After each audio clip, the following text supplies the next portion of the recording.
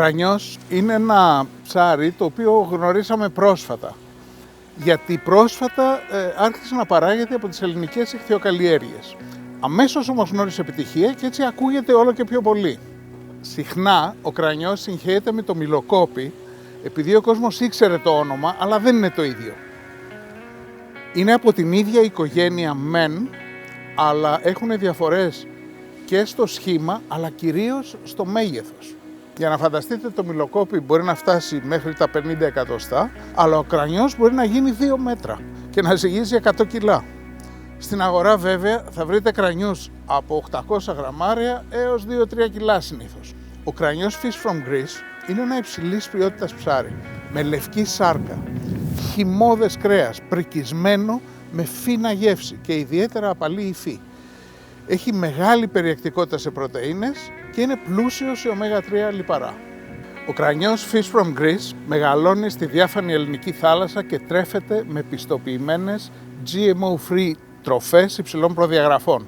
Για μένα ο κρανιός είναι ένα ψάρι το οποίο είναι ιδανικό και για παιδιά αλλά και για ηλικιωμένους, γιατί έχει πολύ μαλακή σάρκα, πολύ ήπια γεύση και έτσι είναι εύκολο και για βραστό αλλά και για ψητό.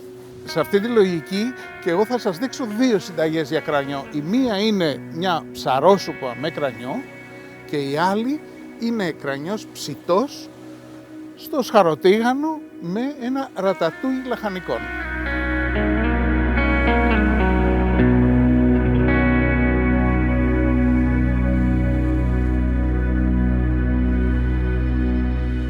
Μία από τις πιο εύκολες και ωραίες ψαρόσουπες που μπορεί να κάνετε ποτέ είναι με κρανιό.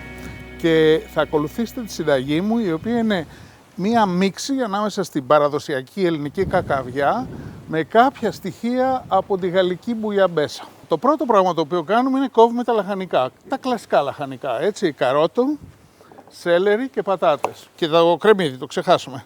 Τα κόβω έτσι σε χοντρά κομμάτια, τις πατάτες σε κομμάτια που να βράσουν σχετικά εύκολα, έτσι εδώ βλέπετε στα 8, και το σέλερι, πολύ αγαπημένο μου υλικό, πάντα δίνει απίστευτη γεύση στα φαγητά και βέβαια είναι απαραίτητο στη σούπα. Εδώ έχω βάλει 2 λίτρα νερό να βράσουν και έχει σημασία το να είναι 2 λίτρα, γιατί όλο το σκεπτικό είναι το πώς στο τέλος θα πήξουμε τη σούπα. Μόλις βράσει το νερό, ρίχνω λίγο αλάτι και ρίχνω και τα λαχανικά. Λίγο πιο φινετσάτα από ό,τι το κάνω εγώ κανονικά. Τα σέλερι. Ξεχάσαμε τα κρεμμύδια. Τα κάνω τέταρτα. Και το κρεμμύδι. Σκεπάζω. Σε 20 λεπτά οι πατάτες θα έχουν βράσει, θα έχουν μαλακώσει. Τα λαχανικά έχουν βράσει. Παίρνω μια τρυπητή κουτάλα και τα μεταφέρω σε ένα μπολ. Στο νερό που έχει μείνει θα βάλουμε να βράσει το ψάρι. Παίρνω το κρανιό, κεφάλι και ουρά και το ρίχνω μέσα στη σούπα που βράσαν τα λαχανικά. Ο λόγος που τα κάνω ξεχωριστά είναι για να μην έχω κόκαλα μέσα στα λαχανικά. Και εδώ τώρα θα δείτε σε λίγο πώς θα τα σουρώσω. Τώρα που έβαλα το ψάρι, αυτό που θα κάνει διαφορά που πάει προς την μπουγιαμπέσα είναι ότι θα προσθέσω λίγο κρασί, λευκό, και το άλλο μαγικό υλικό είναι στίμονες από σαφράν, από κρόκο, δηλαδή κοζάνης, το οποίο θα δώσει ένα απίστευτα όμορφο χρώμα στη σούπα μου. Αλάτι, πιπέρι. Στο αλάτι θέλει προσοχή γιατί έχουμε βάλει και στην αρχή, αν θυμάστε. Και θα βάλω και ελάχιστο λάδι. Τώρα θα αφήσουμε τον κρανιό να βράσει γύρω στα 10 λεπτά, να μαλακώσει και μετά θα τον βγάλουμε. Για να δούμε. Τέλειο.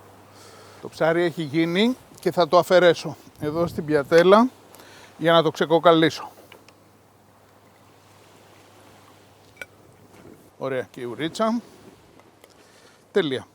Τώρα, Το πρόβλημα με τις ψαρόσουπες κατά μένα είναι ότι μπορεί να υπάρχουν κόκαλα μέσα. Άρα ένας τρόπος το διασφαλίζει αυτό να τις σουρώσουμε. Έχω εδώ λοιπόν ένα σουρωτήρι και θα ρίξω την ψαρόσουπα μέσα από το σουρωτήρι και έτσι θα είμαι σίγουρος ότι δεν υπάρχει κόκαλο. Να τα βλέπετε. Σουρώνω, κοιτάξτε πόσα κόκαλα γλιτώσαμε. Παίρνω τη σούπα και την ξαναβάζω μέσα. Θα προσθέσω αρκετά από τα λαχανικά μέσα στη σούπα, γιατί θα τα περάσω με το μίξερ χειρός για να πήξω τη σούπα. Άρα τώρα έχουμε μια σούπα η οποία θα έχει γεύση ψαριού, γεύση λαχανικών, αλλά και παχύρευστη υφή. Ξεκινάω.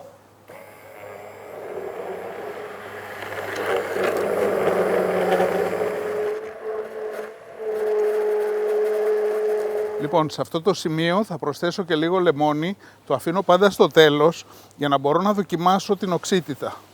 Ανακατεύω λίγο, για να δοκιμάσω. Ναι, εγώ θέλω λίγο ακόμη λεμόνι. Προσθέτω και λίγο ακόμη, ανακατεύω, ξαναδοκιμάζω με άλλο κουτάλι.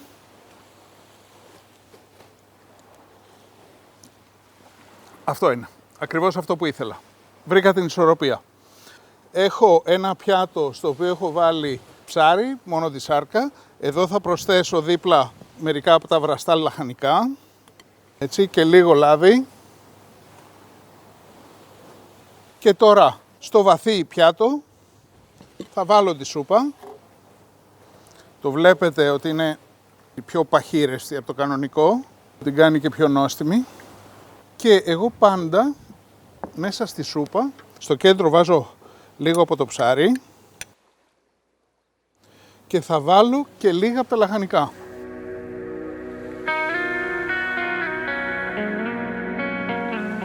Αυτή είναι η εύκολη και τέλεια ψαρόσουπά μου με κρανιό.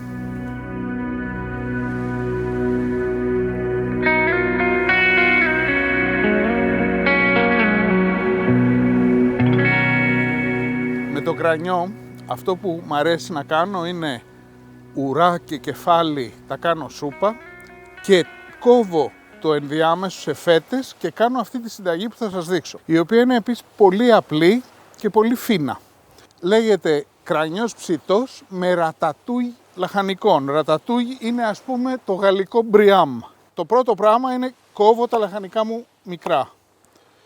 Δείχνω εδώ ενδεικτικά σε τι κομματάκια, τετραγωνάκια, έτσι. Και τα λαχανικά είναι τα κλασικά του μπριάμ. Μελιτζάνα, κολοκύθι, πιπεριές, κρεμμύδι. Βλέπετε εδώ πώς κάνω το κολοκύθι και τη μελιτζάνα αντιστοίχως σε φέτες και μετά σε μικρά τετραγωνάκια. Έτσι και έτσι. Τώρα εγώ τα έχω ετοιμάσει από πριν, οπότε πάμε να δούμε πώς τα σοτάρουμε. Απλά πράγματα. Λάδι. Λάδι στο τηγάνι μου και θα ρίξω τα λαχανικά. Μελιτζάνα. Το κρεμμύδι. 2 ειδών πιπεριές. Εσείς αν θέλετε μπορείτε να βάλετε παραπάνω. Και φρέσκο δεντρολίβανο για να δώσει αρώματα. Αυτό τώρα θα σοταριστεί σε χαμηλή φωτιά για περίπου 20 λεπτά. Δεν χρειάζεται τίποτε. Ούτε νερά, ούτε τίποτε. Αν έπρεπε κάποιος να προσθέσει κάτι, θα ήταν λίγο λευκό κρασί. Αλλά δεν το χρειάζεται. Θέλουμε την νοστιμιά του λαχανικού έτσι όπως είναι αγνό. Το αλατοπίπερό μου.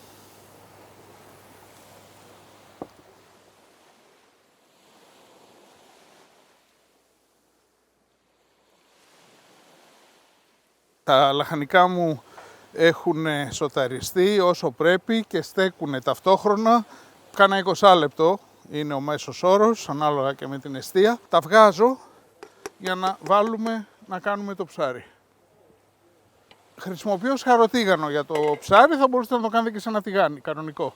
Το σχαροτίγανο πρέπει πάντα να είναι ζεστό. Οπότε το αφήνουμε να κάψει και θα προσθέσουμε το λάδι ακριβώς πριν μπει το ψάρι. Βάζω το λίγο λάδι, ελάχιστο. Κάνω και αυτό το κόλπο και πηγαίνει και παντού. Και έχω τώρα τις φέτες του κρανιού και θα τις βάλω να ψηθούν. Θέλει περίπου 5 λεπτά από την κάθε πλευρά. Εξαρτάται πάντα από τη θερμοκρασία του τηγανιού και την ένταση της εστίας. Έχει ψηθεί από τη μία πλευρά, το γυρνάω και τώρα άλλα 5 λεπτά.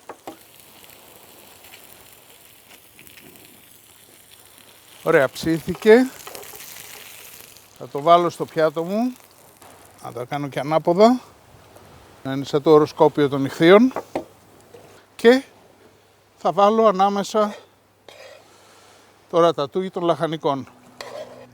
Αυτό είναι μια πολύ απλή και πεντανόστιμη συνταγή για κρανιό ψητό με λαχανικά.